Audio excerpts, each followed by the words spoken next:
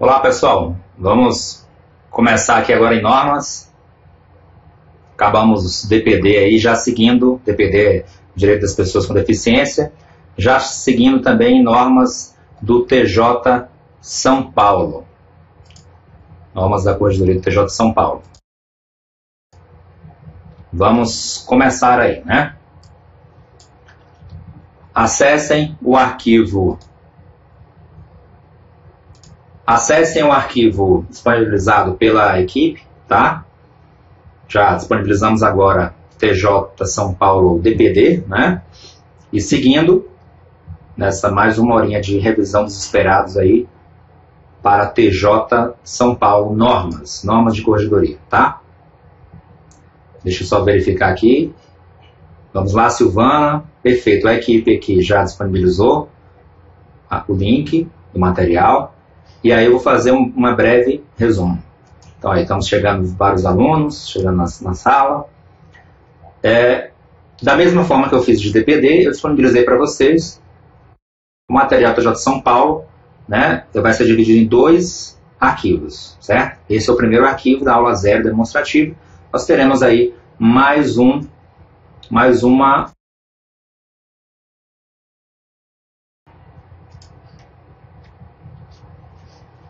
arquivo na aula 1, tá bom? Verifique aí, o link já foi disponibilizado, tá? Como é que vai se dividir esse arquivo? Revisão de exercícios, certo? Como nós acabamos de fazer em DPD. Eu disponibilizei 30 questões, certo? 30 questões, mais ou menos umas 15 ABCDE, estilo VUNESP, tá? E mais 15 questões, itens, certo e errado. Além disso, disponibilizei para vocês revisão teórica de boa parte aí das normas da Corregedoria do Estado de São Paulo, tá? Essas normas estão atualizadíssimas, de acordo com as últimas atualizações do final do ano de 2017, tá? E as últimas mesmo do TJ São Paulo, ok? Então, muita atenção aí a essas atualizações. E eu disponibilizei itens, observe aí, ó, itens, bizus, resumão, sinistro, pessoal, muito bom mesmo, tá? E eu falo porque eu já fui muito tempo concurseiro, né? E esse tipo de material mais básico, sucinto, direto, sem muita conversa, né? Direto, prático, para que você faça a leitura rápida e ou revise pelo menos, ou estude de fato toda a parte das normas, tá? Está aí, tá? Boa parte das normas. Na aula seguinte, né, vou disponibilizar mais ou menos um arquivo desse mesmo tamanho, com o restante das normas, né? Então você vai ter mais ou menos também umas 50 páginas aí, né? Dá para ler rápido, porque aqui ó, eu coloquei formatação grande, tá? Mas dá para fazer uma leitura rápida, bem rápida aí. Uma hora você lê isso aqui tudo, tá? Ok, pessoal? Então, pode ajudar muito vocês aí na hora da prova. Procurei frisar bem aí o conteúdo de normas. Venhamos e convenhamos, né? A matéria de normas do TJ de São Paulo é uma matéria chatinha, tá? É um normativo muito burocrático, muito enjoado, né? De se estudar. Procurei fazer o máximo didático possível aqui para que vocês pudessem estudar, né? Decorar, inclusive, memorizar os termos aí. Então, e é um normativo realmente enjoado, tá? Eu já ministro a aula do TJ de São Paulo desde os últimos concursos, não só o de 2017, mas os anteriores, sabe? Acho que foi 2014, 2013, não me lembro agora, mas já ministro esse curso, né? Tive que atualizar, outro curso, o de vocês de 2017 e 2018, tá? Então, é um normativo muito enjoadinho, mas procurei disponibilizar para vocês aí da forma mais didática, simplória, certo? E possível, certo? Eu não sou um expert em didática, mas me esforcei aqui para ajudar vocês, ok? Então aí está o conteúdo de normas da Corregedoria do Estado de São Paulo, né? Você vê que é uma divisão muito precisa, muito detalhada, né? Você tem que fazer uma pincelada aí do normativo, ok? Então, vamos começar a revisão em exercícios. Então, o que a gente vai fazer? Vai fazer a mesma coisa que DPD. Resolver as questões comentadas aqui, né? As questões comentadas, e você depois pode estudar a revisão teórica, né, em casa, bem rapidamente aí, para fixar. Aconselho, né, você fazer pelo menos de 1 a 2 leituras desse material, especialmente nos últimos dias da prova. Faz uma leitura, pelo menos da parte teórica aí, que você vai relembrar, ficar fresco para a hora da prova, tá bom? Ok. Começamos. Um abraço a todos aí. O vídeo está no YouTube, vai ficar no YouTube, se tiver algum travamento. Creio que não, acho que a internet está boa hoje, né? Vai ficar tudo certo, tá? Vamos começar nossa revisão. Questão número 1. Normas da Corregedoria do Estado de São Paulo. É incorreto afirmar a seguinte afirmativa. Observe, é incorreto. A Corregedoria Geral do Reto. A Corregedoria Geral da Justiça do TJ de São Paulo alinha-se às diretrizes do CNJ, Presidência, Conselho Superior da Magistratura e órgão especial do Tribunal de Justiça do Estado de São Paulo. A Corregedoria alinha-se a esses demais órgãos na implementação de um poder judiciário voltado para a eficiência, no intuito de reconhecimento pela sociedade como efetivo instrumento de justiça, equidade e paz social. Verdadeiro ou falso, pessoal? Isso aí é verdadeiro. É o que está previsto no artigo 1º, certo? É o que começa as normas da Corregedoria do Estado de São Paulo. Então, é o que está no artigo 1º do normativo, tá? A função correcional, ela consiste na orientação, na reorganização e fiscalização dos órgãos e serviços judiciários de primeira instância. Muita atenção aí. Bem como na fiscalização da polícia judiciária, dos estabelecimentos prisionais e dos demais estabelecimentos em relação aos quais, por imposição legal, esses deveres forem atribuídos ao judiciário. E aí, pessoal, será que está certo? Está correto. O artigo 5º das normas prevê o quê? Que a função correcional abarca tudo isso. Aos serviços judiciários de primeira instância. Então, não de segunda instância, a gente está falando da primeira instância. Muita atenção, porque a TJ de São Paulo pode pegar aí, tá?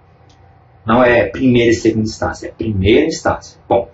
Bem como da polícia judiciária, certo? Polícia judiciária, que é a polícia civil, e dos estabelecimentos prisionais, tá? Em relação aos quais a posição de deveres foram atribuídos ao judiciário. Então, está correto. Frisei aí o que é mais importante. Você decorar a primeira instância, polícia judiciária, estabelecimentos prisionais, tá bom? Item C. A função correcional é exercida no Estado de São Paulo pelo presidente do TJ. A competência da função correcional é do presidente do TJ de São Paulo? Não. Não cai na pegadinha, tá? A função correcional é exercida no Estado de São Paulo pelo corregedor, bem como pelo juiz de primeiro grau nos limites das atribuições, dos seus ofícios de justiça, né? Os seus respectivos cartórios / varas, tá bom? Então, a função correcional é exercida pelo corregedor geral e pelos juízes de primeiro grau. Então, esse é o erro do item C, tá? E a questão está buscando o quê? A questão incorreta. Então, você vai marcar a letra C. Vamos ver por que a D e a E estão certas. No desempenho da função correcional, poderão ser editadas ordens de serviço e demais atos administrativos de orientação e disciplina, corrigidos os erros e sancionadas as infrações após regular procedimento administrativo, sem prejuízo das apurações civis e criminais, tá? Isso está correto, tá? Na função constitucional pode ser editadas ordens de serviço, tá? Por quem? Pelo corregedor e pelos juízes de primeiro grau, tá? De orientação e disciplina, corrigidos os erros, sancionadas as infrações e sancionadas as infrações, ou seja, pode-se sim aplicar sanções disciplinares, administrativas, mas eu preciso de um regular procedimento administrativo. Ou seja, eu preciso de um PAD, seja para servidor, seja inclusive para juiz, tá? Para juiz. Há apurações civis e criminais nas suas respectivas esferas que não são as esferas disciplinares, ok? O item é, por que ele está correto? As ordens de serviço e demais atos administrativos editados pelo juiz corregedor permanente serão encaminhados à Corregedoria Geral da Justiça para revisão hierárquica. Então, o juiz corregedor permanente, né, do determinado cartório / vara tal, ele pode determinar a ordem de serviços. Essas ordens elas devem ser encaminhadas ao Corregedor-Geral para revisão, certo?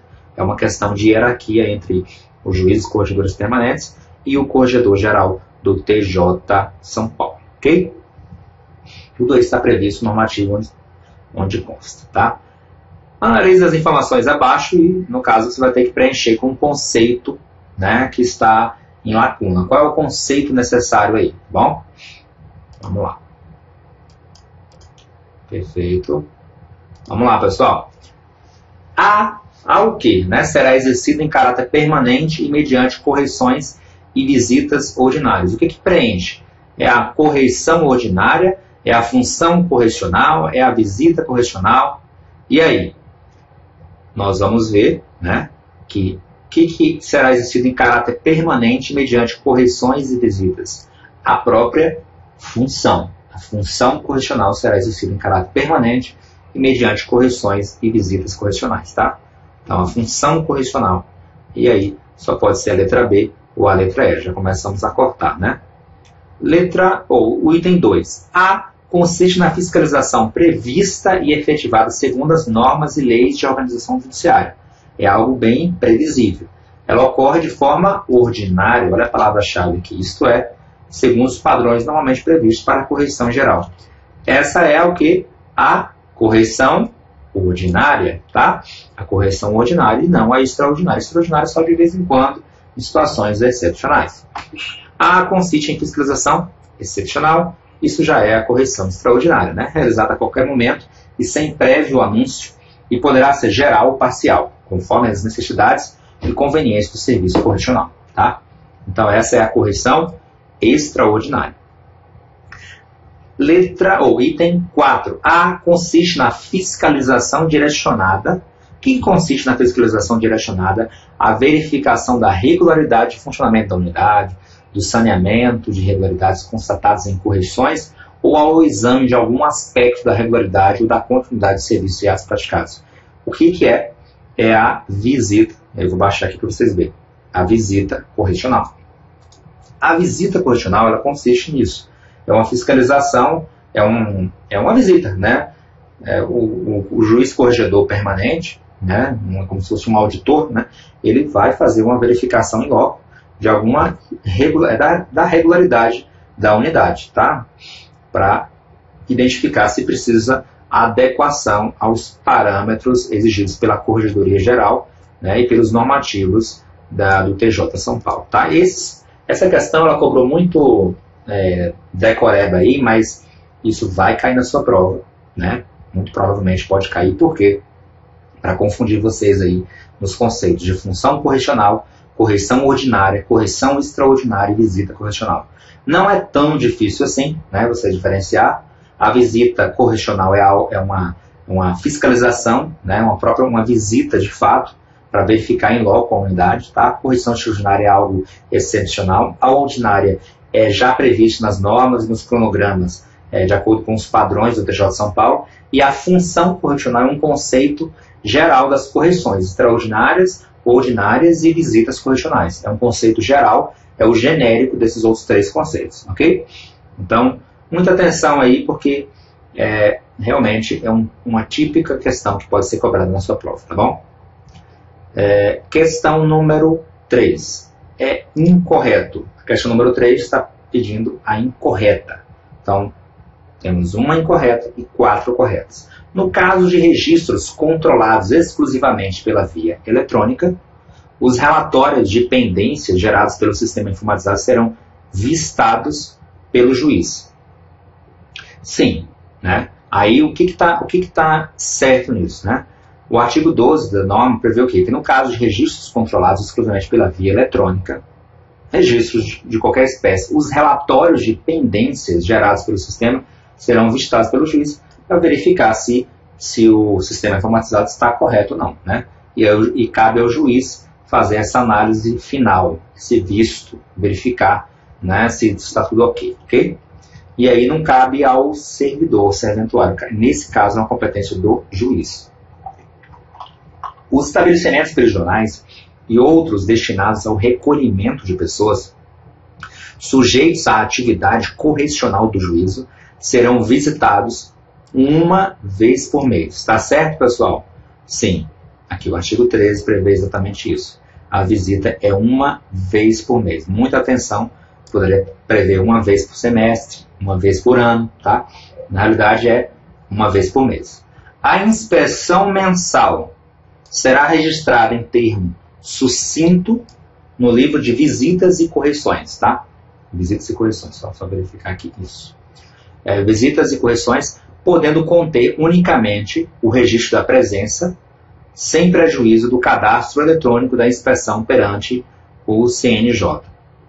Sim, é isso que está previsto no artigo 13, parágrafo 2º, né, que a inspeção mensal, né, será registrada em termo sucinto no livro de visitas e correções, porque é uma inspeção muito ordinária, né, mensal, né, porque unicamente é o registro de presença sem prejuízo de cadastro eletrônico para o CNJ na sua respectiva inspeção no âmbito do TJ de São Paulo, ok?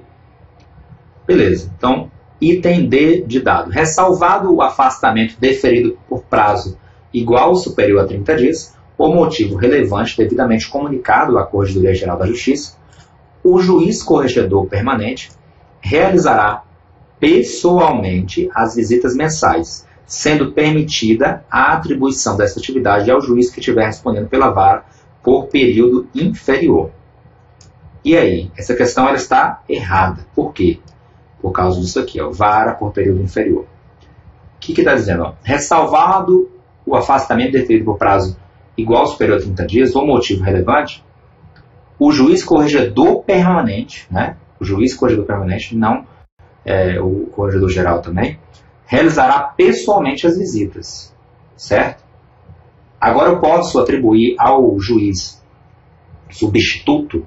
Posso, desde que ele esteja substituindo por período superior a 30 dias, né? É vedada a atribuição dessa atividade ao juiz que estiver respondendo pela vara por período inferior, tá? Isso prevê o artigo 13, parágrafo 3º. Então esse é o erro, a questão do período inferior, tá bom?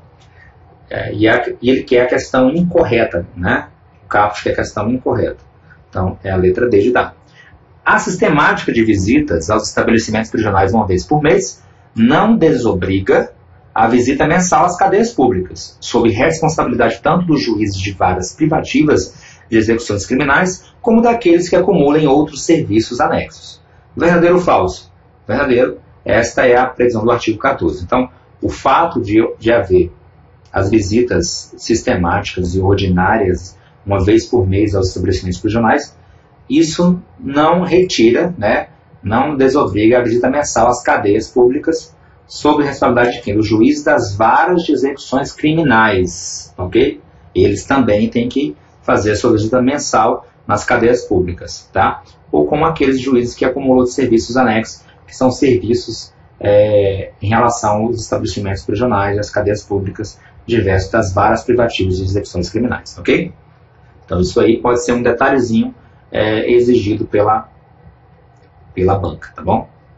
Questão número 4. Também é incorreto afirmar, ou seja, nós temos 4 certas e uma errada, uma incorreta. Essa incorreta que você precisa marcar. Vamos lá. Serão atribuídos aos ofícios de justiça os serviços inerentes à competência das respectivas varas e da corregedoria permanente. Verdadeiro ou falso, pessoal? Verdadeiro. Por quê? O artigo 28 prevê que aos ofícios de justiça, o que é ofício de justiça? Aos cartórios de justiça, às varas, vamos dizer assim, certo? Aos ofícios. São os cartórios das varas, tá?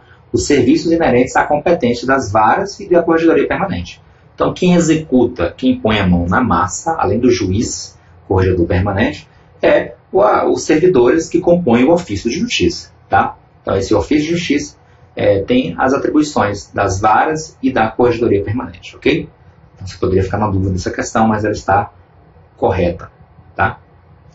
Competem aos ofícios de justiça os serviços do foro judicial, isso, de um cartório judicial, atribuindo-se-lhes a numeração ordinal e a denominação da vara, onde houver mais de uma, tá? Então, por exemplo, no caso, eu até dei como exemplo aqui, né? Primeiro ofício de justiça da primeira vara, tá? primeira vara criminal. Quinto ofício de justiça da 5ª Vara Civil do Estado de São Paulo, por exemplo, tá? Então, os ofícios de justiça terão a mesma numeração da respectiva vara. Então, o ofício de justiça, o cartório da vara, tem uma denominação e uma numeração ordinal da respectiva vara, ok? Então, está corretíssimo aí. Letra C de casa, nas comarcas e foros distritais com mais de uma vara, haverá um ofício ou seção de distribuição. Então, se eu tenho 2 ou mais varas, certo? Vai haver um ofício ou seção para distribuição entre as respectivas varas, ao qual incumbem os serviços de distribuição, de contadoria e partidoria, e nos termos da lei, do arquivo em geral. Está correto? Está correto.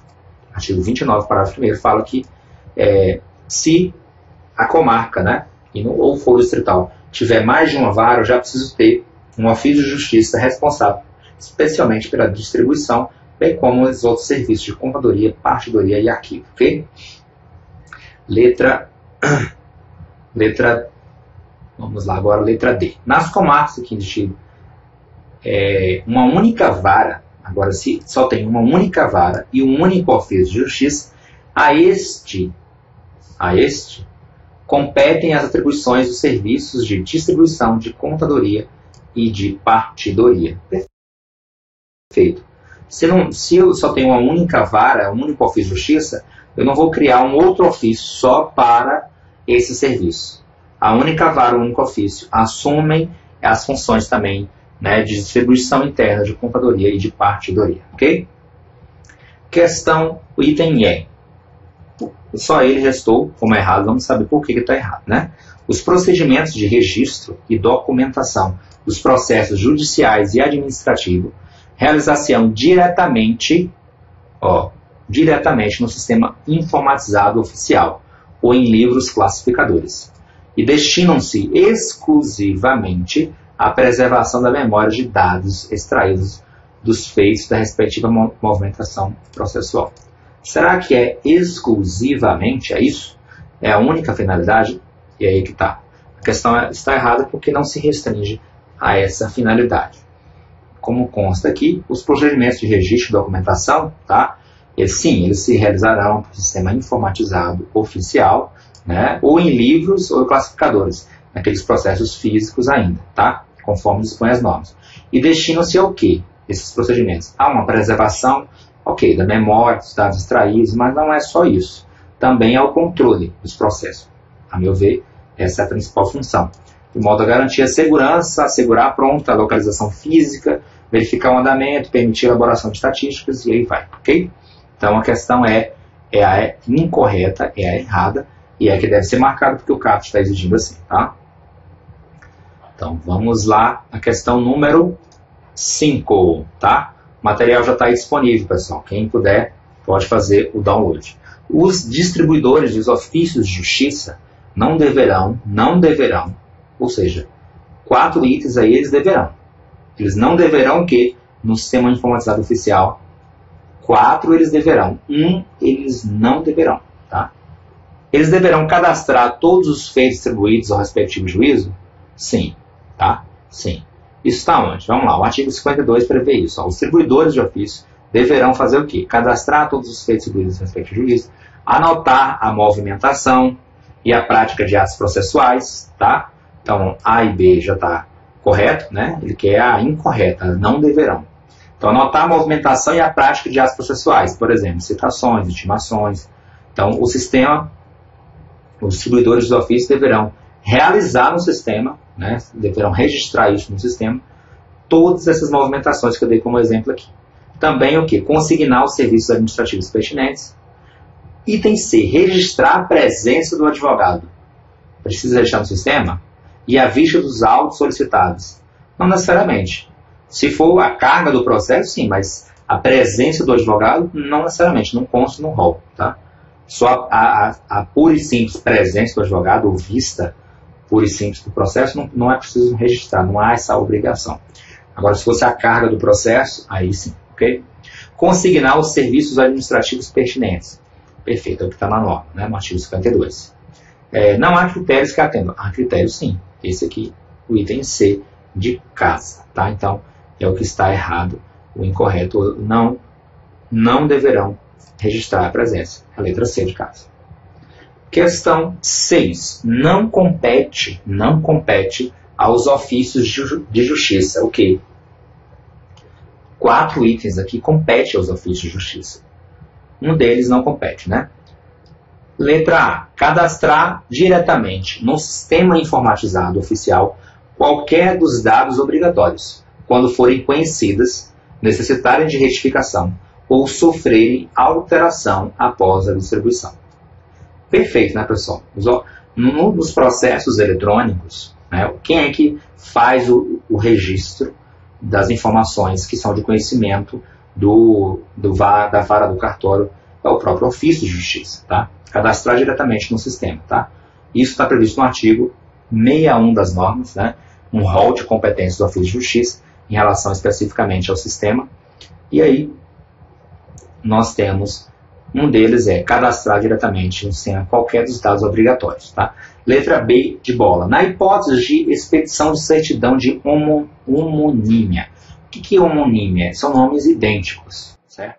Se tiver 2 nomes idênticos iguais, o ofício de justiça ele é obrigado à inserção no sistema informatizado dos eventuais dados de qualificação ainda não lançados no sistema. Por exemplo, aí o CPF adequado, que aí diferencia, né? João da Silva tem um CPF, tá? O outro João da Silva tem outro CPF, tem outros dados, tem outra mãe, né? E ele vai outro RG e tudo mais. Também certificando a adoção dessa providência no documento. Tratando-se de feito não cadastrado, a providência será precedida de específico cadastramento. É o que prevê o artigo 61 das normas, tá? Letra C de casa. É obrigado aos ofícios de justiça cadastrar no sistema informatizado oficial a decretação do segredo de justiça, a concessão da justiça gratuita, o deferimento da tramitação prioritária do processo, por exemplo, a idosos e tudo mais, né? Ou o reconhecimento de qualquer benefício processual a alguma das partes.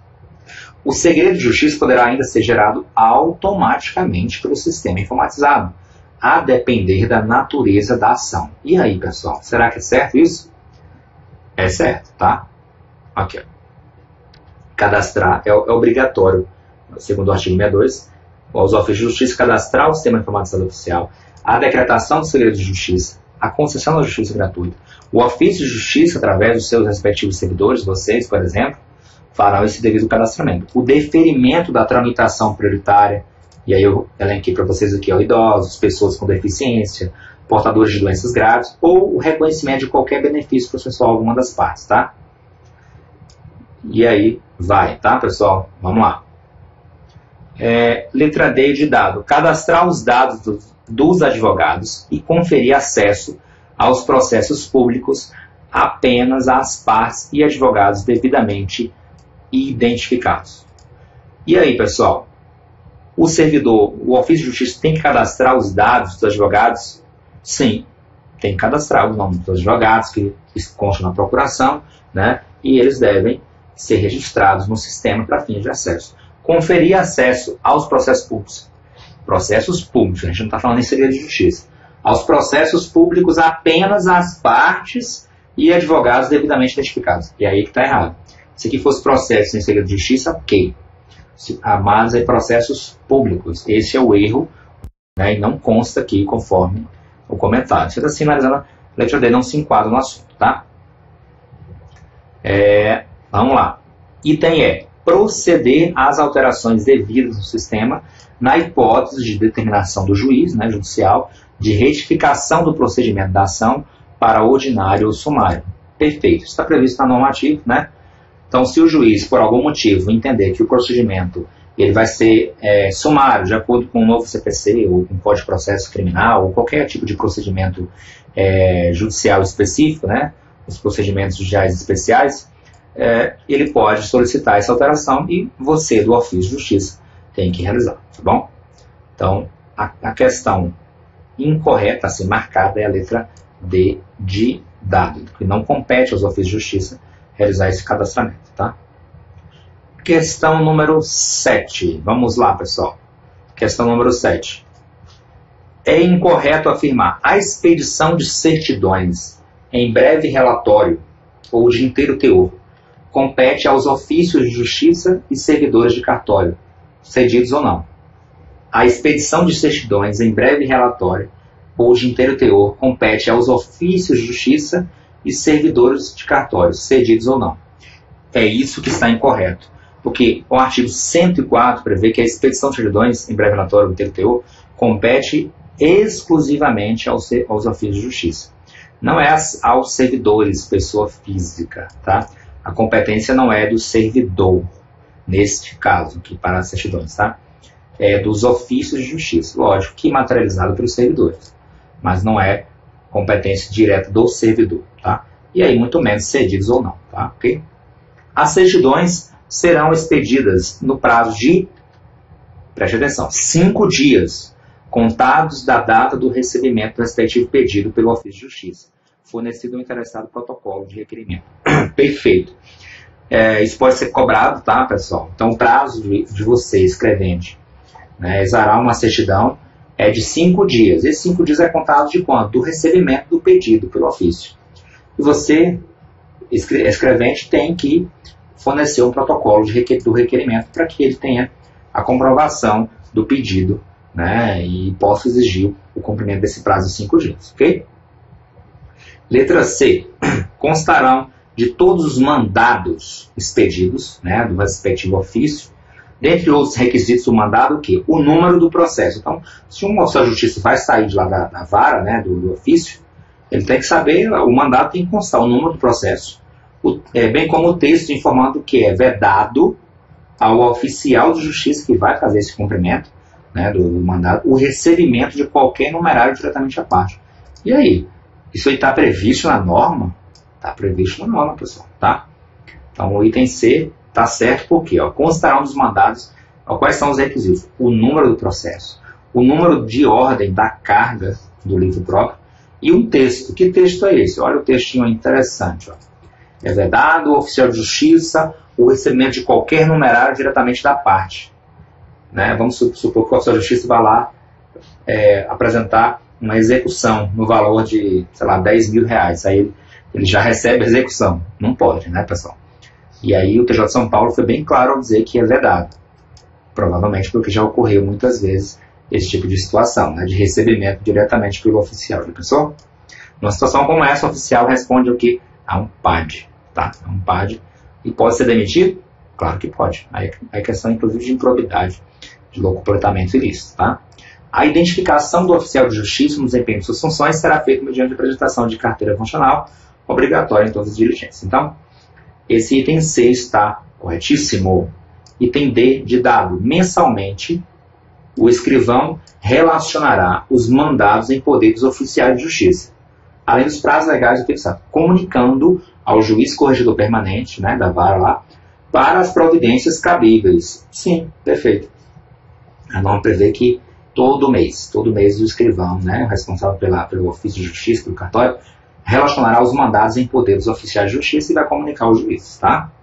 Item E de elefante, o remetente da comunicação eletrônica deverá, dentre outras atribuições, imprimir os comprovantes de confirmação. Isso aqui é muito interessante, pessoal. Procurei registrar essa questão, que isso é tarefa de vocês, ó, né, como escrevente. O remetente da comunicação eletrônica, certo? No processo eletrônico, tá?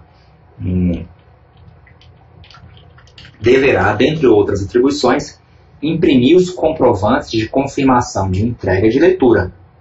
Então, se encaminha para dentro do processo eletrônico isso, o servidor tem que imprimir, tá? A confirmação de entrega daquela intimação, por exemplo, de leitura para juntada aos autos eletrônicos, assim que recebidos, bem como assinar a mensagem com seu certificado digital. Então, o servidor, lá dentro do processinho eletrônico, vai assinar a mensagem encaminhada à parte com o seu certificado. Isso está previsto aonde? No artigo 114. Muita atenção aí, ó, pessoal. Então, a transmissão eletrônica de informações de documentos será realizada pelo dirigente, pelo escrivão, pelo chefe de seção e pelo escrevente técnico judiciário, muito provavelmente vai ser você que fará isso. E aí, quais são os requisitos, né? Você vai ter lá dentro da vara, você vai ter um checklist do que fazer. E esse checklist é montado de acordo com o que está no normativo aqui, tá? Que você está estudando para o concurso. O artigo 15 prevê exatamente isso. Você tem que fazer o quê? Assinar a mensagem com o certificado digital, com o seu tokenzinho ou com sua senha, imprimir os comprovantes de confirmação de entrega e leitura para juntar aos autos, inserir no sistema, né, um andamento processual, a informação de envio da mensagem. Ok? Então, está corretíssimo aí. Procurei frisar para vocês as questões mais importantes. Questão número 8, pessoal. Serão atendidos em quantos dias, tá, os pedidos de certidões de objeto e pé formulados pelo correio eletrônico, né, pelo e-mail institucional de um ofício de justiça para outro? Quantos dias? São 5 dias úteis. 5 dias úteis. Muita atenção, tá? Antigamente eram 48 horas. Certo? Atenção, porque recentemente foi alterado para 5 dias úteis. Esse é o erro. Se você marcasse 48 horas, estaria errado. 5 dias úteis. Letra B, de bola. Questão número 9. É incorreto. Tem 4 corretas e uma incorreta. A incorreta você deve marcar. Então vamos lá. Em caso de sentença civil transitada em julgada com reconhecimento de pagar quantia ou alimentos, o credor poderá solicitar certidão da decisão para protesto extrajudicial. Tem uma sentença civil com cobrança, eu posso solicitar uma certidão da decisão para protesto judicial? Sim. A requerimento escrito do credor, tratando de sentença civil, né? Se já foi transitado o artigo 104A, que é uma inovação, né, e especialmente de acordo com o novo CPC, ela prevê que essa decisão você pode fazer um protesto extrajudicial contra o devedor recalcitrante, tá bom? Letra B de bola. A expedição de certidão de processos que correm em segredo de justiça dependerá de despacho do juiz corregedor. Então, os processos que correm em segredo de justiça, essa certidão dos processos, depende do juiz corregedor ou pode ser feito pelo ofício de justiça? Depende do juiz. Aí o normativo ele restringe essa competência ao juiz competente, tá? E não ao escrivão do cartório. Tá bom? Perfeito. Vamos só. Item C de casa. Nos mandados em geral constarão todos os endereços dos destinatários da ordem judicial declinados ou existentes nos autos, inclusive do trabalho. Então, nos mandados, né, para cumprimento, mandado de citação, mandado de reintegração de posse, qualquer coisa, qualquer tipo de mandado, constarão todos os endereços dos destinatários, claro, para facilitar o oficial de justiça, né, da ordem judicial declinados ou existentes nos autos, inclusive do local de trabalho. Eu posso declinar o endereço, colocar o endereço do local de trabalho para o cumprimento do mandado? Verdadeiro ou falso? Verdadeiro. Tá? Artigo 105, parágrafo 1º. Você poderia, caso não conhecesse a norma, achar que isso aqui seria ilegal, inconstitucional, sei lá o quê. Não. Isso é legal, está previsto no normativo. Tá bom? Então, inclusive, no trabalho, não é vexatório você receber, né, a parte receber um oficial de justiça dentro do seu estabelecimento, no seu local de trabalho. Ok? Isso aí nada é vexatório, inclusive para o TJ São Paulo, tá? Os mandados que devam ser cumpridos pelos oficiais de justiça serão distribuídos na forma regulada pela Corregedoria aos que estiverem lotados ou à disposição das respectivas comarcas ou varas. Então, os mandados que devem ser cumpridos pelos oficiais serão distribuídos de acordo com a regulamentação da Corregedoria, né, aos que estiverem lotados ou à disposição das varas. Perfeito, só aqui está prevendo uma distribuição dos mandados. Essa distribuição ela costuma ocorrer de forma muito equitativa entre as diversos oficiais de justiça das respectivas varas ou comarcas, tá bom? Letra E. É a única que restou como a incorreta ou errada. Vamos ver por quê. Na ausência da expedição de confirmação de entrega e leitura pelo destinatário da mensagem, presume-se-ão recebidas e lidas as mensagens em 48 horas subsequentes ao envio. Em 48 horas ao envio. Na realidade, o único erro aqui é as 48 horas, que na realidade é no primeiro dia útil subsequente ao envio. Tá? Então, na ausência de confirmação de entrega e leitura, há uma presunção legal aí do seu recebimento no primeiro dia útil subsequente ao envio, ok? Então, muita atenção a essa questão da informação. Questão número 9, letra E de elefante, tá? Acerca das cartas precatórias, é incorreto afirmar. Pessoal, o que é carta precatória mesmo? Carta precatória é uma forma de comunicação e de realização de ato processual, né, em outra vara, né, em outro juízo diverso de onde tramita a ação principal. Então, trocando em miúdos, no TJ de São Paulo, temos uma vara, por exemplo, de Araraquara, que precisa cumprir um mandado de citação na vara de Ribeirão Preto. Tá? Então, a vara de Araraquara vai expedir uma carta precatória à vara de Ribeirão Preto para que ela realize aquele mandado de citação. A vara de Ribeirão Preto vai receber a carta precatória e cumprir. Tá? Agora, se a carta precatória vier com algum erro, né, com alguma inconsistência, ela vai devolver. Né? Vai devolver para que volte a ser completa. Mais ou menos isso, trocando em miúdos. Da mesma forma, se qualquer vara do Estado de São Paulo também solicitar a vara de Araraquara o cumprimento de algum ato processual, ela tem o dever de fazer. Tá? Então, as cartas precatórias, em regra, são isso aí. Coisa simples, né? A carta precatória, pessoal, será confeccionada em 3 vias. 3 vias, servindo uma delas de contrafé. Verdadeiro ou falso? Verdadeiro, tá? É o artigo 122. Então, são 3 vias. Uma delas de contrafé. Contrafé para quem? Para a parte que está sendo realizado o ato. A outra volta também para o processo principal e a outra fica na carta precatória, tá bom? Fica na vara deprecada, aliás. Item B de bola. Constatado que o ato pode ser cumprido em endereço de jurisdição diverso daquela constante da carta precatória, ou ainda que o endereço originário pertence a outra jurisdição, deverá o juiz deprecado, o juízo que recebeu a carta precatória, encaminhá-la ao juízo competente, comunicando tal fato ao juízo deprecante. Perfeito. O que quer dizer isso? O juiz de Ribeirão Preto chega e diz o seguinte: olha, juiz de Araraquara, quem tinha que cumprir isso aqui não era o juiz, não era eu aqui de Ribeirão Preto, era o juiz de Sorocaba, por exemplo, TJ de São Paulo, né? Então aí eu vou encaminhar, juiz de Ribeirão Preto, encaminho já diretamente para o juiz de Sorocaba, que eu entendo que é o competente, e informo ao juiz de Araraquara dizendo: olha, você me encaminhou errado, né? Eu estou encaminhado para o juízo competente, tá? Isso é plenamente possível, está previsto no artigo 123. Item C. As cartas precatórias não podem nunca servir como mandado. Verdadeiro ou falso? É falso. Claro, as cartas precatórias podem servir como mandado. Um mandado de citação, né?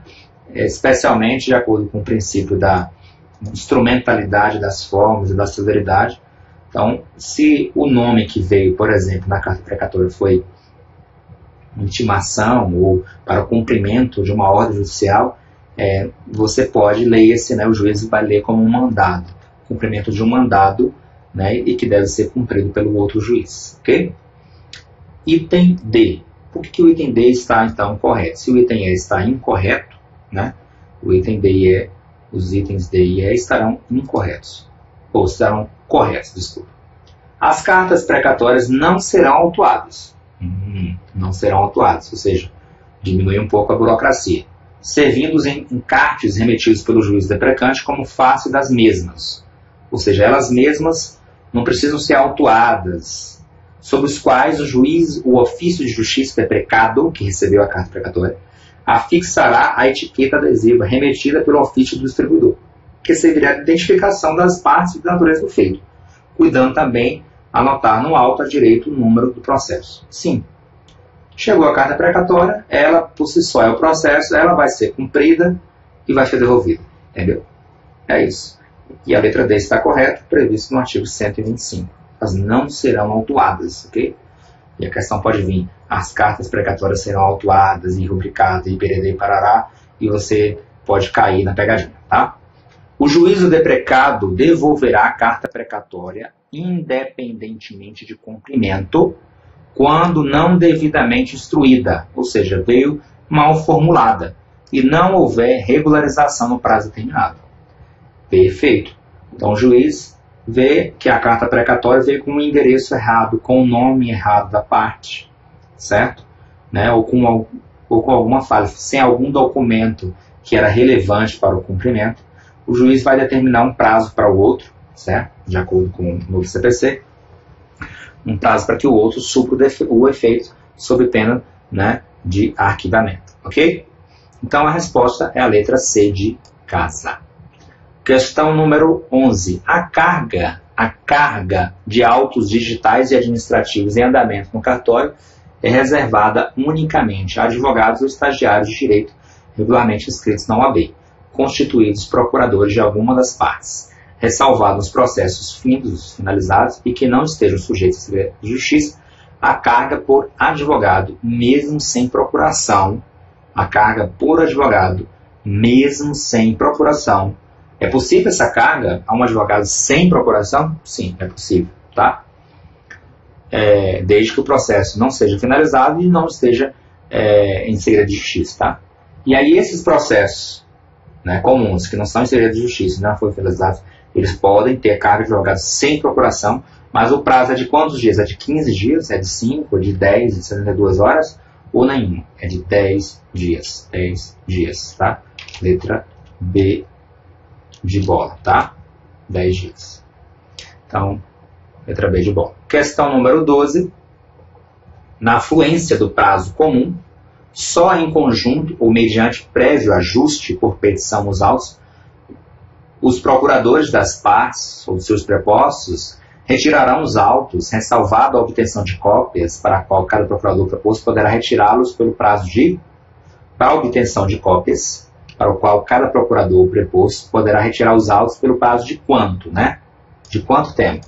Mediante carga independente de ajuste, ou seja, mesmo que a outra parte não concorde, os procuradores ou prepostos podem retirar os autos por quanto tempo para obtenção de cópias? Por quanto tempo? Por 2 a 6 horas, a depender da terminação legal, né? A terminação do ofício. Pode terminar entre 2 a 6 horas essa carga rápida aí, que é uma carga instantânea, apenas para leitura rápida dos autos ou obtenção de cópia, digitalização e aí vai, ok? Então, o normativo prevê no artigo 164 a questão dessa carga rápida de 2 a 6 horas. Questão 13, marque o item correto sobre os processos que tramitam no sistema eletrônico já em segredo de justiça. Então, processos em segredo de justiça são processos especiais, e aí você vai marcar a alternativa correta da questão.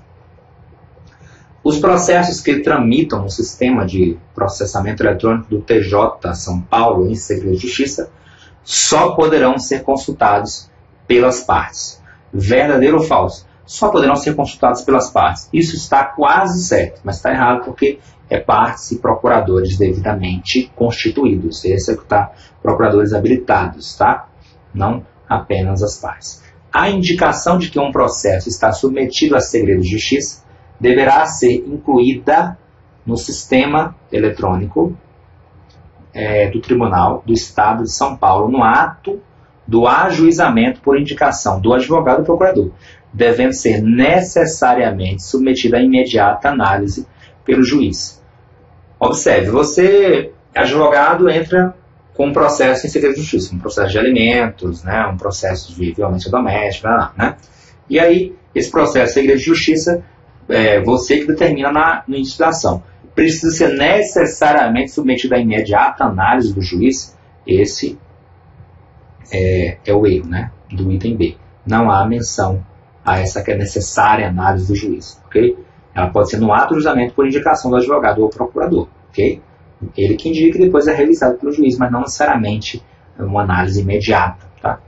Item C de casa. A indicação de que um processo está submetido a segredo de justiça deverá ser incluído no sistema de processamento eletrônico do TJ de São Paulo no ato da transmissão, quando se tratar de recurso interposto em segundo grau pelo órgão judicial de origem. E aí, esse item está certo ou errado? Ele está errado, porque no ato de transmissão, quando se trata de recurso interposto em primeiro grau e não em segundo grau, tá bom? Essa é a questão, o erro da questão, tá? Letra D. A indicação de que um processo está submetido a segredo de justiça deverá ser incluída no sistema de processamento eletrônico do TJ de São Paulo por determinação exclusiva do relator. Não, não é exclusiva do relator. É do juiz ou do relator, a depender da seara. Pode ser que um processo comece a entrar em segredo de justiça já em segundo grau. Aí vai ser do relator. Se ainda é no primeiro grau, é do juiz. Okay? O juiz pode, a qualquer tempo, decretar o segredo de justiça do processo se preenchidos os requisitos legais. Tá? Pode ser o juiz ou o relator. A indicação do segredo de justiça implica impossibilidade de consulta dos autos por quem não seja parte no processo nos termos da legislação. E é presumida válida até decisão judicial em sentido contrário, de ofício ou requerimento da parte. E aí? Isso aí está correto, é o que está no artigo 1225, parágrafo 2º, tá bom? Vamos passar aqui já para a questão 14, que é a questão sobre o procedimento na configuração dos modelos de grupo ou usuário, né? Isso aí é para fim de cadastramento no sistema, tá? É um decorebazinho, mas vale a pena a gente passar aqui, que pode ser cobrado na prova. Na configuração dos modelos de grupo ou usuário, o ofício de justiça preencherá, né, nesses modelos de grupo ou usuário, na aba Informações, exclusivamente o nome, tipo e classificação do grupo. E aí nós vemos que no artigo 1238, que na aba Informações é o nome, tipo e área. Certo? A área e a classificação do grupo. Faltou a área, tá? Na letra A. Exclusivamente esses três? Não, né? Tem a área aqui. Na aba Atos do documento, o tipo de ato, a forma, o código do modelo, se for o caso, o prazo, o tipo de seleção e o modo de finalização tem que ser previsto nos atos do documento. Nos atos do documento, é como prevê aqui, ó, nos atos do documento. Deixa eu aqui.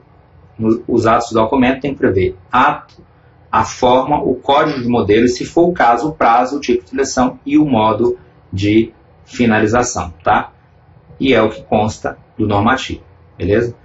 Consta, desculpa, do item P de bola, está de acordo com a resolução, tá? Item C, na aba Compartilhamentos, tem que prever o tipo grupo e o código do modelo, se for o caso? Não, tá? Compartilhamentos é só o tipo grupo. O código de modelo, deixa eu pegar aqui. Isso. Na aba Compartilhamentos, o tipo grupo.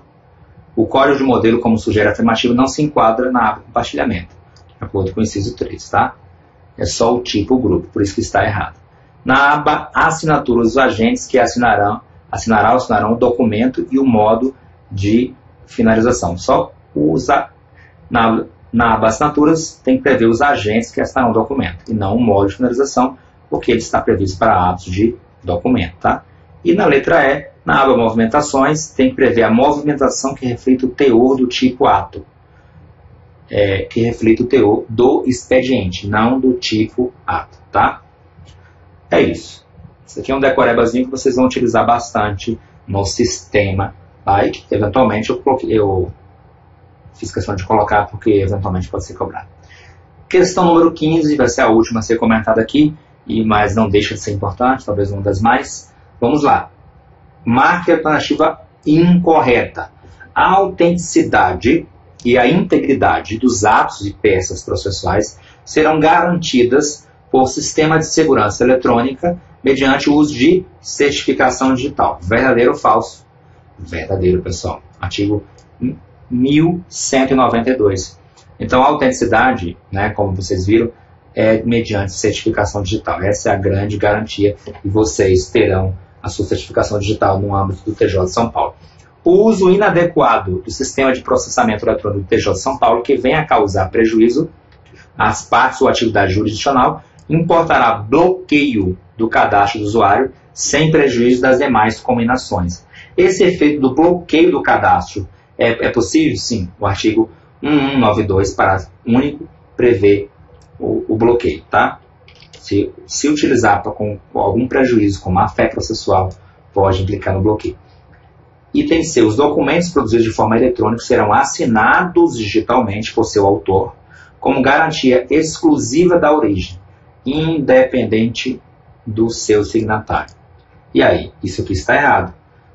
Eu preciso da assinatura digital, né, do autor, como garantia não é só exclusiva da origem, é garantia da origem e do signatário, do seu signatário. Da origem do documento e do seu signatário. Esse é o erro, e é o que está no artigo, parágrafo 1º, desculpa, do artigo 192, tá? Aqui não é o único, é o primeiro. Não, desculpa, esse mesmo, que é do 191.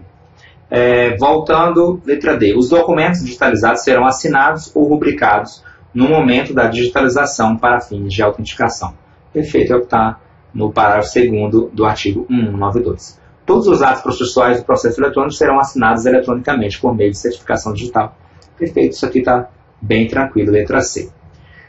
Ok, pessoal, nós temos aí mais 15 questões, né, certo e errado, né, de fixação, e vocês podem, desde já, começar a resolver, né, bem como a revisão teórica que eu falei para vocês, vai abarcar todos os pontos do normativo, certo? De forma bem resumida, tranquila e exaustiva das normas da corregedoria, tá? Igualmente em DPD, está aí o arquivo Revisão de Normas, contendo revisão em exercícios e revisão teórica. Revisão em exercícios com 30 questões, revisão teórica da metade das normas da corregedoria. Na próxima aula, pessoal, vou voltar aqui a tela, a câmera. Na próxima aula, né, aula 1 de normas, nós finalizaremos nossa revisão dos esperados das normas da Corregedoria do Estado de São Paulo, tá? Então, matriculem-se caso queiram, certo? Nós estamos aqui resumindo ao máximo e da melhor forma possível para essa revisão dos esperados do TJ de São Paulo, propiciando um material completo, didático, direto, sem firulas, sem perda de tempo, tá? Então, eu que agradeço a vocês, espero que fiquem tranquilos, nós temos aí pouco tempo até a data da prova, estudem bastante, foco em revisões, em muitos exercícios, tá? Aí 30 questões só de normas, teremos pelo menos mais 30 na aula que vem, já temos 30 de DPD também, e aí estudem as outras matérias, informática, português e todas as demais que cairão. Estou aqui à disposição para dúvidas, para sugestões, certo?